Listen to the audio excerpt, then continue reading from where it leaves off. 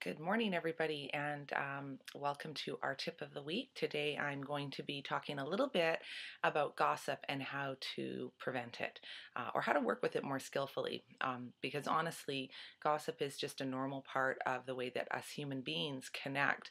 And for some of us, it's the only way we know how to create connection, is to talk about other people or events that are going on in our organizations and communities.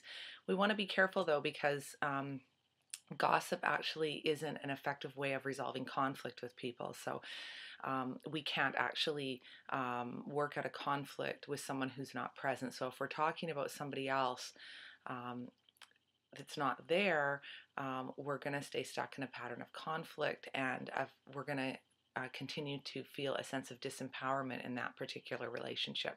That's sort of the cost of gossip, is that if we do it frequently, we actually start to, takes a negative toll on our physical, emotional, mental, and spiritual well-being. So the reason that people gossip, though, is that they fear consequences associated with dealing directly with the person they're having a conflict or an issue with, or they feel that the person that they need to talk to is not willing to be influenced by them.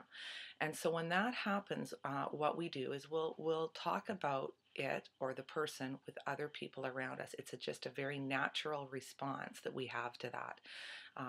But as I said, it's not an effective way of resolving conflict or building our capacity to have constructive conflict, healthy dialogue about issues that are important to us.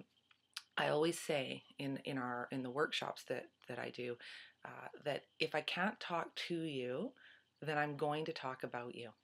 And so make sure that you always let people know that you're open to working through things with them, at least the people that are in your life that are important to you. Or if you're in a leadership role in an organization, you want to keep those channels of communication open, and you want to be mindful of any blind spots you might have in regards to how people perceive you. So you may feel like you're open, but people may still fear having a direct conversation with you, and that's really important to notice.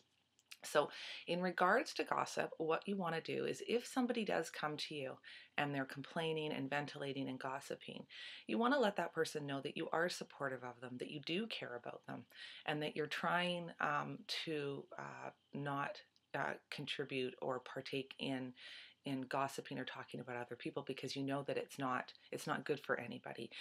You don't want to make the person wrong. Let them know that you care about them and that you support them, and encourage them to go directly to the person that they're having an issue with and take it up with that person. Know that people will be apprehensive. They're not gonna be excited to hear this from you, but continue to support them and ask them what they need in order to find their voice in the relationship with that other party. And if you continue to turn people back to each other so that we can work out things directly, the gossip will subside, and what will result is that people will feel more empowered.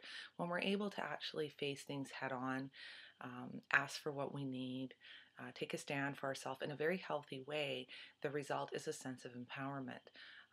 And so that's really, the stakes are quite high in terms of gossip. So notice where it's happening, where you're doing it or where you're partaking in it, and where people are coming to you, and just go slow with it, and do your best just to ask the person what they need in order to go back and have a direct conversation with whomever they're having an issue with. Have a great week. Bye.